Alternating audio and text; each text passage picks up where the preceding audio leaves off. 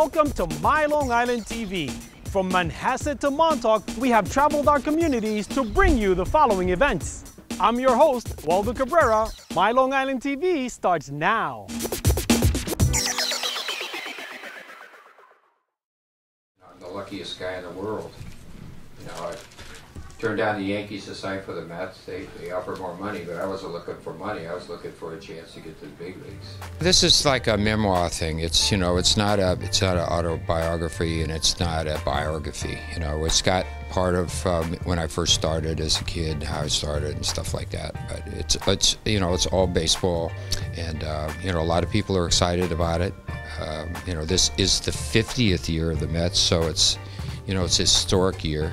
And I could have brought it out last year, but they, you know, the publisher wanted it to come out this year, and it's worked out very well. It was a lot of interviews. You know, it was a lot of talking about what to put in and what to take out, and I'm very happy with it the way it turned out. You know, it's good reading.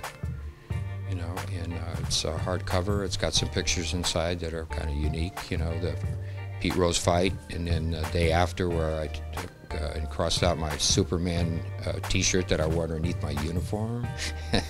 You know, it's cutesy stuff. You know, we got to know Phil Pepe, who was the co-author of this, and you know, before, and he'd go in my office and he'd turn this recorder on, which he got in 1902.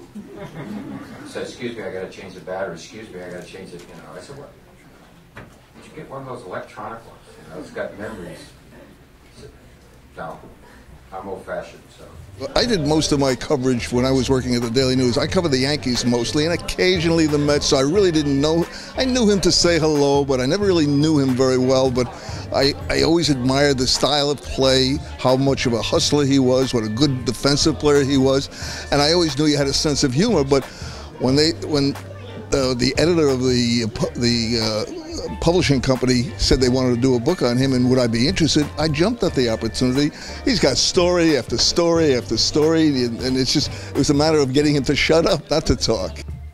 In the back of the book, you'll see that it talks about batting, and it talks to me talking about, which I probably should have used another analogy, because I said I would take God to 3 and 2.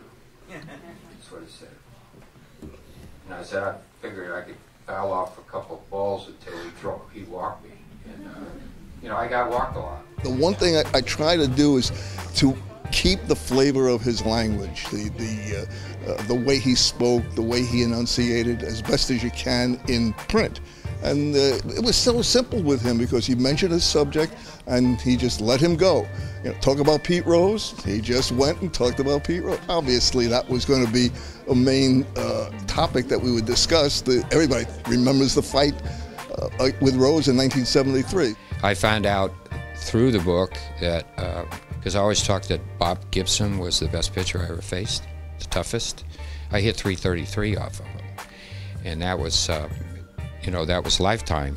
And then in the year that he had a 1.6 ERA, I hit 360 off of him. He didn't know all the little incidents and the facts about who he hit the home runs off, what their dates were. He had an idea, but I was able to research that.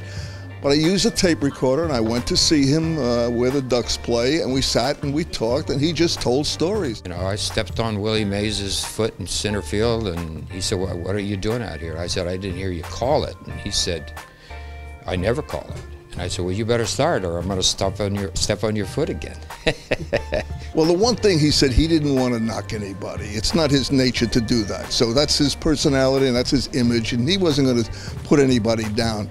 It was just a matter of putting together the stories that he told. There's some biographical material in there, but he's the only player, as you know, the only person who was in uniform for both Mets championships, World Series championships. One as a manager, one as a coach, and the other as a player.